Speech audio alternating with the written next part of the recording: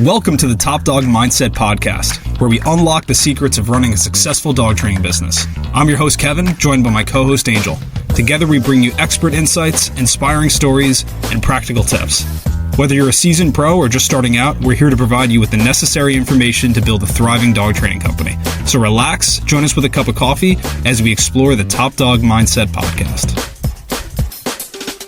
Welcome in, everybody, to another episode of the Top Dog Mindset Podcast. Kevin and Angel here. And today I have a topic that I think is going to be super helpful for everybody and very tactical as far as how to grow your business. So, Angel, I actually want to ask you to get your raw and honest feedback on this. So my question is, what do you feel like is the most effective way for somebody who's starting a new business or even running a business, but just not getting the amount of success they want to see, to get to a six-figure or even multi-six-figure a year level? So what would that look like from like your recommendations for like what you've seen over the years of doing this and like helping people grow and just get to that six-figure a year mark? What are your thoughts on that? Well, first thing is have a really good client acquisition, whether you are doing self-marketing or, obviously in this case, it's going to be like, you're going to need to be like running some type of like Google ads, local service ads, things like that. And then your entire sales process has to be really down pat. So, everything from like your offer, so your programs, making sure those are priced out really good and everything actually makes sense, not having too many options and not having not enough options. And then your actual sales process, answering the phone, answer your damn phone. Most importantly, selling people into in-person consultations and getting in front of as many people as you possibly can, but also making it as easy as possible to get in front of those people and for those people to say yes to actually meeting up with you. So what I mean by that is like not giving people too many options, not letting people lead your conversations when they're the one reaching out to you because they need a service, not letting them lead that entire conversation or, just asking a question, getting the answer to it, and then being like, okay, I'll think about it and I'll talk to my spouse. So be the leader in your business, essentially, leading all those conversations, letting them know this is our process. This is what we're going to do. You're going to get in front of them, build really good rapport, make it a point to build relationships with everyone, have a really good offer, understand how to handle objections when you're talking with people, whether it is that short conversation on the phone when you're trying to get them scheduled for the consultation or actually making the sale, and then locking them in as soon as they tell you that they're interested in training. And so that means taking a deposit right away. First thing, take a deposit, and then you can get all the paperwork and stuff like that squared away versus having a process where it's like, okay, I'll go ahead and send all of this stuff over later on. I'll reach out to you to get that payment, or I'll send you a link for you to pay. As soon as someone gives you a yes, you handle it right then and there. Because literally anything can change after that, after you leave. And get yourself booked out, get to a point where you make your first hire.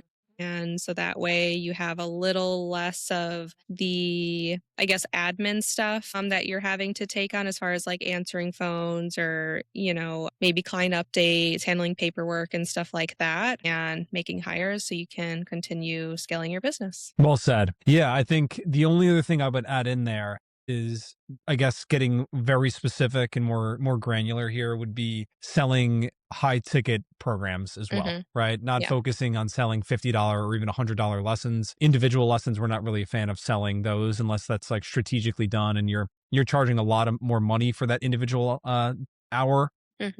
Really incentivizing people to buy a program. But yeah, I think results-based programs is the first thing. And what I always think about is, in order to get to six figures in a year, your number that you need to reach every single month is going to be $8,400. And so with that being said, think about the most effective way to get to $8,400 a month. Is that by having to set up and have 50 clients you private training with and that you're charging $85 a lesson to? Or is that trying to sell a couple of programs every single month that are results-based programs that each one of those sells for $1,000, $2,000, $3,000, $4,000, right? And especially when you think about board and train. So the people that I always see that tend to do the best and have the easiest time getting to that six-figure a year mark and multi-six-figure a year mark is people who focus on selling a couple board and trains a month and a couple private training clients a month. So if we just use simple numbers here and say the average month has 4 weeks and your average program is like a 2, 3, 4 week program, and we just use the 4 week program as the example.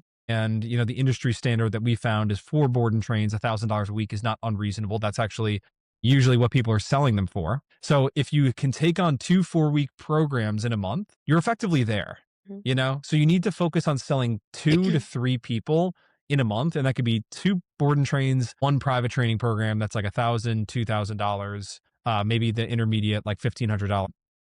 To me, that's going to be the most effective way to get there. And, you can grow a business where you're making 10K in a month by selling 4 people.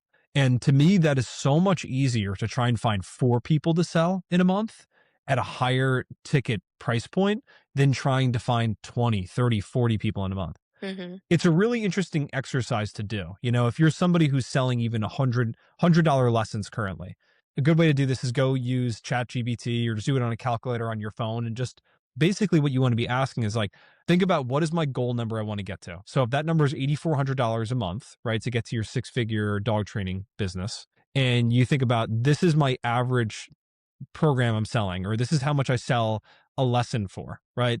This is how many lessons the average client buys, right? So if that's the case, how many lessons would I need to sell each month in order to get to that $8,400 a month mark? Mm-hmm. And it's a really eye-opening experience, because what you'll start finding in a lot of cases when I do this with people on phone calls is they're like, yeah, this is a physical impossibility, especially when you're not charging $100, but you're charging like $50 a lesson, something like that, or you're trying to fill all these group classes. Like, hey, I charge $25 per group class, or $50 a group class, and this is how long it runs, and it's once a week. You just start finding this is a literal physical impossibility to do. And so I think there's a lot of times that people are wondering why they're not getting the results that they want.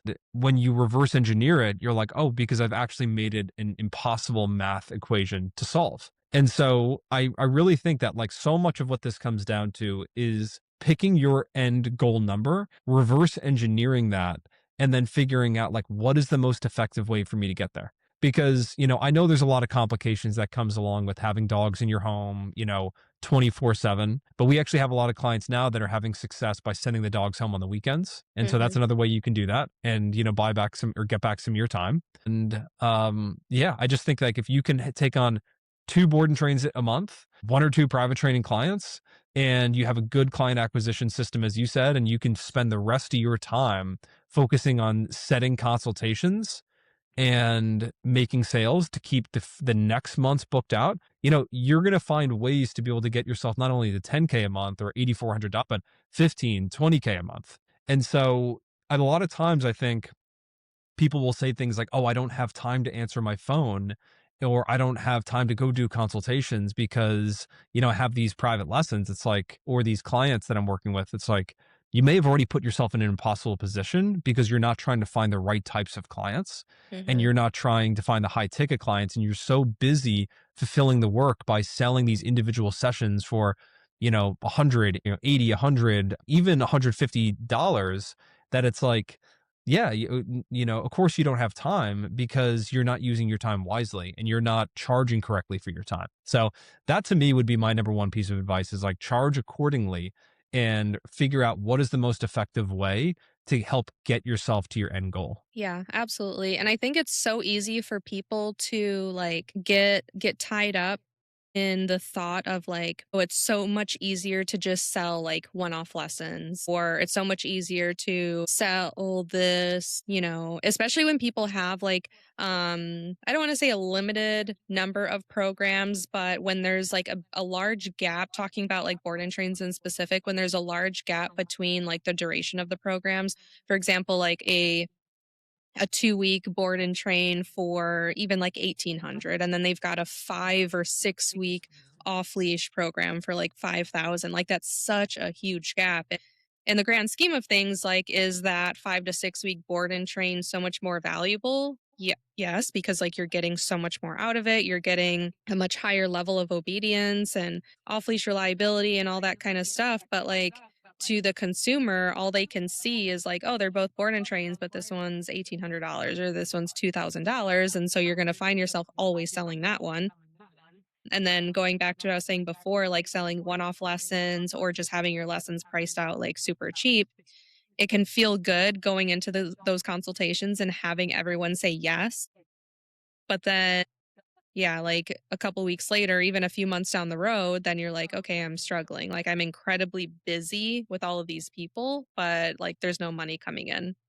So that's why I'm saying, like, when people have that realization, they can get like tied up in how good it feels to have so many people say yes to them that they're not doing like the reverse engineering and thinking about like what they actually need to have things priced at. But also to add to my answer for your original question, is even when you're working with an agency, never ever stop self marketing and be incredibly brutal with your follow up. Working with an agency isn't an end all to the work that you need to be putting in on your end to acquire clients, because you are still paying for these clients that you're actually getting, or paying for the leads, I should say. So you're still investing in those leads that you're getting, and it shouldn't stop just when you've made a third call and they're still not answering you. Or it shouldn't stop when they say like, "Oh, that's too expensive. I can't do this right now." Yep. You need to keep going. Like, okay, let me, not only handle this objection, but let me try to see how I can make it a little bit more affordable for this person. Or would this program be better for them?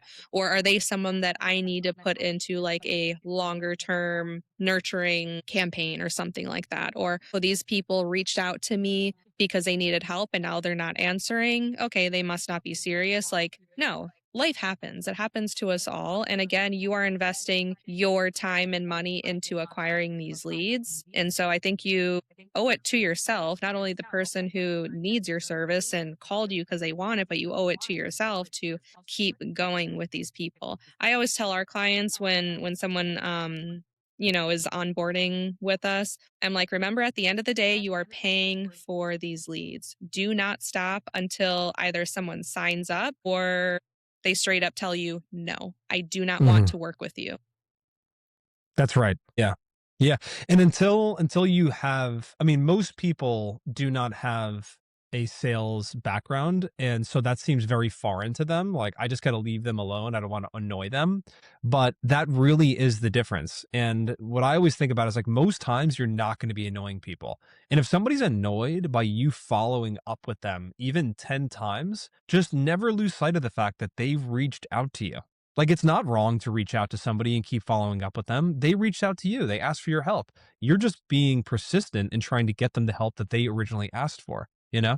And so like that's the advice that I would give on that side of things. But yeah, I like the advice and what you were kind of getting at there too about working with a marketing agency and not letting that just be like the only marketing that you do. Because, I really believe in what we do here. And I know we do a good job generating leads. And, we have so many clients' success stories where people that have grown businesses from $0 a month to 10, 20,000 a month, so on and so forth, 50,000, 100,000. We have people doing over, six figures, close to multiple six figures a month right now. And, what I've noticed with those people is that they don't just say like, oh, the phone didn't ring today, so I guess I'm not working today. It's like they're either like calling their past leads, anyone they haven't gotten a hard no from, or, there's other forms of marketing, strategic partnerships they're trying to make and stuff like that. So I never want to come across as like, sounding at all like hiring a marketing agency isn't going to be the fix to your problem, because I think it cures about like 99% of the problem for most people. But I think that you just don't ever want to put all your eggs in one basket and be totally solely reliant on one thing, because there can be just, statistical things that happen where it's like, hey, the phone's ringing and it's not a problem, where every once in a while there's a day that doesn't, a day where a call doesn't come in. But sometimes it can line up just statistically where it's like 2 days in a row. And then all of a sudden, a couple days after that, the phone's ringing like crazy again. But the point is, like, you want to have other things in place so that you're not too stuck on just being reliant on one acquisition system. And the other thing is, I was listening to Alex Hormozy talk about this the other day, and someone was like, "Hey, we're working with this agency, but we also kind of want to do this other thing." And like, I'm thinking, what do you think is better? Like, which one should I do? Should I just cut the agency, or should I,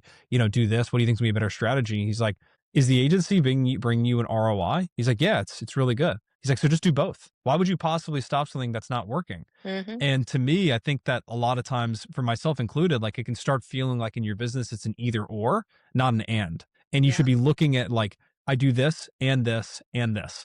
And you don't need to have 50 client acquisition systems, right? You don't need to have like YouTube, LinkedIn, TikTok, Instagram, Facebook, like all that stuff going at once. Like you have one or two good, really strategic acquisition systems online, and then you work on creating some good like partnerships with like local vets and stuff like that. You're going to never really need to worry about work again. It's just this is the stuff that like we don't delay on doing because it's awkward putting yourself out there or it costs money and stuff like that. But you just have to focus on like this is the stuff that's going to give you the return on investment that you actually want to see. Yeah, absolutely. I know it can feel very awkward. I've been in those exact positions, like having to go out like to vet offices for the first time, introducing myself and just trying to like build a relationship.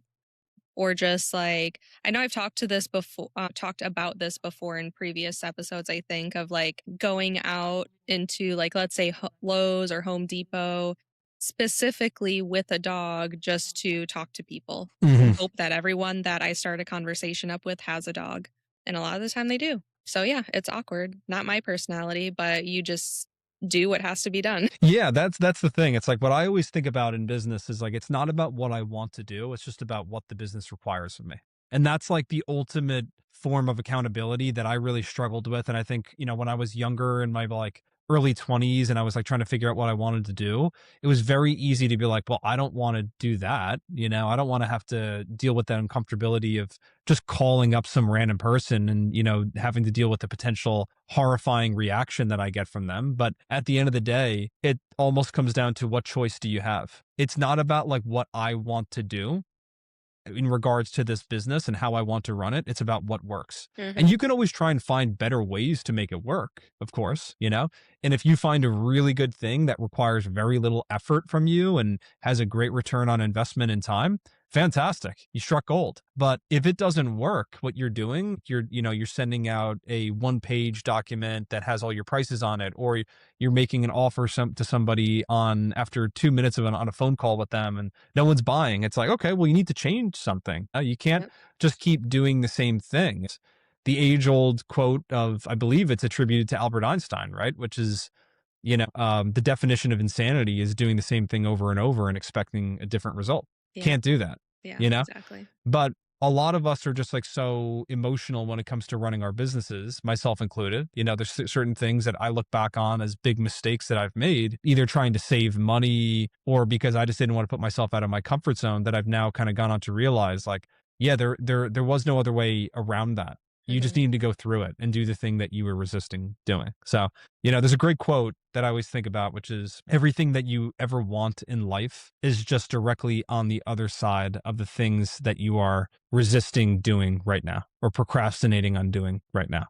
And that is so true. It's like Yeah. you want to have a big, successful company, you're going to have to do things that are uncomfortable, like spend a lot of money to market your business or spend a lot of your time walking in and talking to strangers you don't know. You want to get in really good shape. It's like you're going to probably feel hungry sometimes, you know what I Hmm. mean? And have to eat food you don't ideally want to eat, You don't want to eat the baked chicken breast, you'd rather eat chocolate cake, but, it's like one is going to get you to your goal and the other's not. Working out when you don't want to work out. It's like there's so many different things, dating, I know everyone loves when I give dating advice, right? It's like you can go on one bad date and be like, that sucked. I don't want to do that again.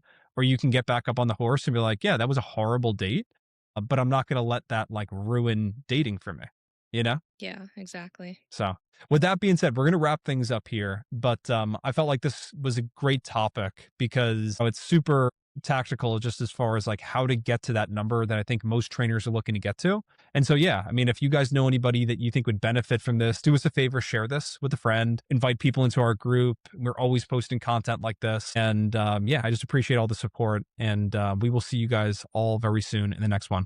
See you guys. Bye, guys.